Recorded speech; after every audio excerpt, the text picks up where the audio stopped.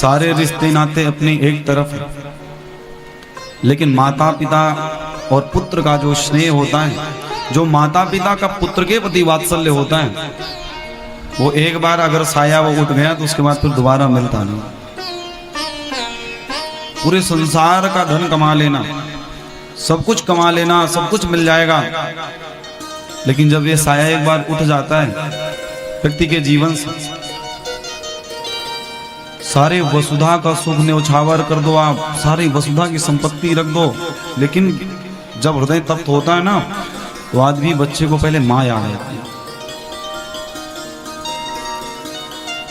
उसको लगता है ना कि इस दुनिया की अगर सबसे ज्यादा कोई ममता और लेने वाली कोई शक्ति है तो वो है माँ। एक बार जब ये साया उठ जाता है तो फिर केवल स्मरण रह जाता है।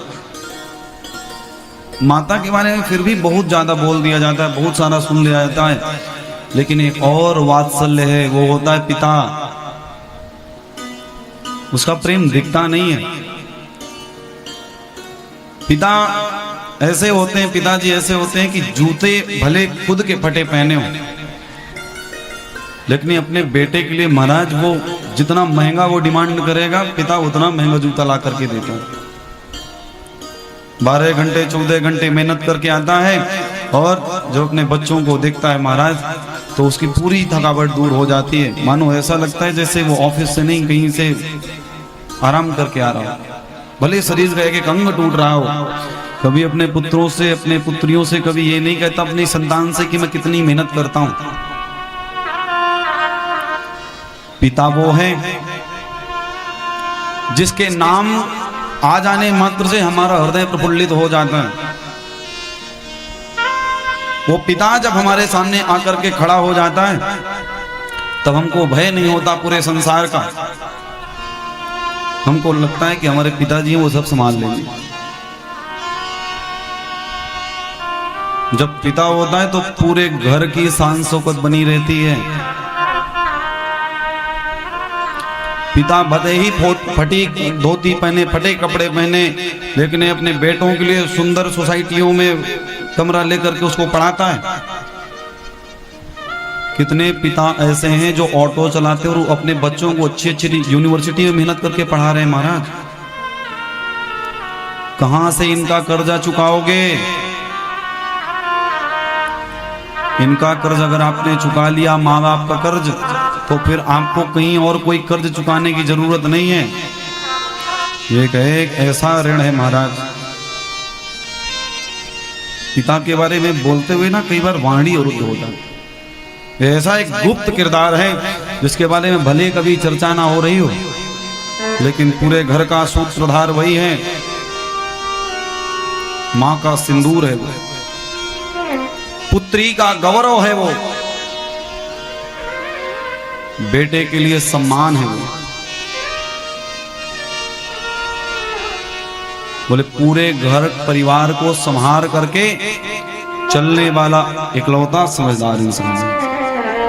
पिता है तो हमारे घर के खिलौने, पिता है तो हमारे घर में उत्सव होते हैं। पिता जब कमा करके लाता है तो घर के आगे का कार्य चलता है, लेकिन कितनी निर्दयी औलाद होती है, समय आने पर पलट करके खड़ी हो जाती है और कहती है कि आपने हमारे लिए जीवन में किया क्या?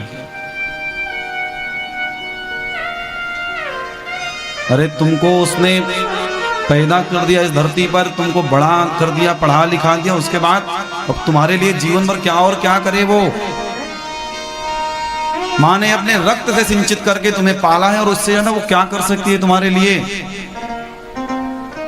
अरे अगर तुम्हारे लिए प्राणों की आहुति अगर किसी को देना पड़े तो दुनिया में कोई खड़ा हो या ना खड़ा हो, लेकिन अगर सबसे पहले कोई खड़ा होगा तो वो होगी माँ।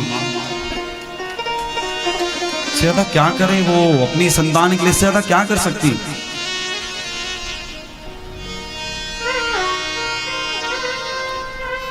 मैं सच बताऊं तो कभी कभी ऐसा लगता है कि सारे संसार का सुख नहीं चाहिए, लेकिन वो जो फटा हुआ पल्लू भी सर पर रख जाए ना, तो ऐसा लगता है कि बस सारे संसार की छांव प्राप्त होगी। पूरी दुनिया में आपका दिल खूब व्यथित हो, लेकिन जब माँ के चरणों पर बच्चा जाकर के बैठता है, माँ की गोदी पे सर रखा है, तो चाहे जितना थका हो, चाहे जितना संसार से वो परेशान हो, लेकिन जैसे माँ की छाया मिलती है महाराज, उसके सारे कष्ट दुख, उसके दुख सारे वो सब समाप्त हो जाए।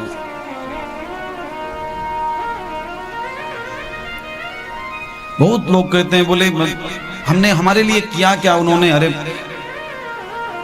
जो ऐसा शब्द पूछते हैं कि हमारे लिए किया क्या है, तुम दुर्भाग्य है तुम्हारा। मंदिर में जाकर के माथा पटकते हो, गुरुद्वारे में जाकर के, चर्च में जाकर के तुम माथा पटकते हो। तुम्हारे घर के अगर भगवान अगर दुखित हैं, माता पिता दुखी हैं, तो चाहे जितने हवन कर लेना, चाहे जितने यज्ञ कर लेना, अगर माँ बाप दुखी हैं तो ना तो कोई आपका हवन लगेगा, ना आपका कोई यज्ञ लगेगा, चाहे करोड़ों भागवत करवा लेना, उन कथाओं का कोई फल नहीं जिस घर में माँ बाप रो रहे हैं।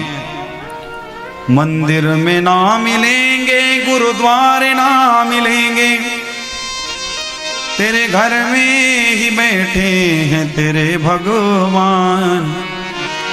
कर ले माँ को प्रणाम, कर पिता को प्रणाम, कर ले माँ को प्रणाम, कर पिता को। माँ बाप का आशीर्वाद ले लिया, उसके बाद फिर कहीं भटकने की जरूरत नहीं है। उनके आशीर्वाद में ही ब्रह्मा विष्णु शिव का आशीर्वाद है। इसलिए जब तक हैं वो छांव है, तब तक उसका आनंद लो। वो केवल घर पर बैठे रहेंगे, उनके नाम से आपका वंश चला है, कम से कम आप देखेंगे तो आपको शांति तो होगी।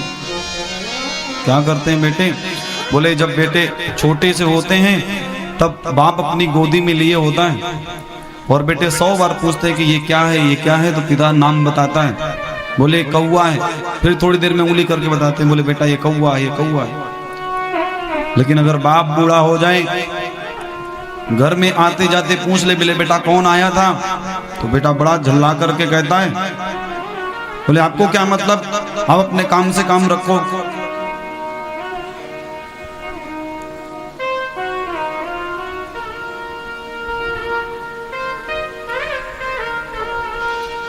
माँ बाप का ऐसा प्रेम होता है, बोले ऐसा प्रेम इस दुनिया में कोई नहीं कर सकता जैसा माँ बाप का प्रेम।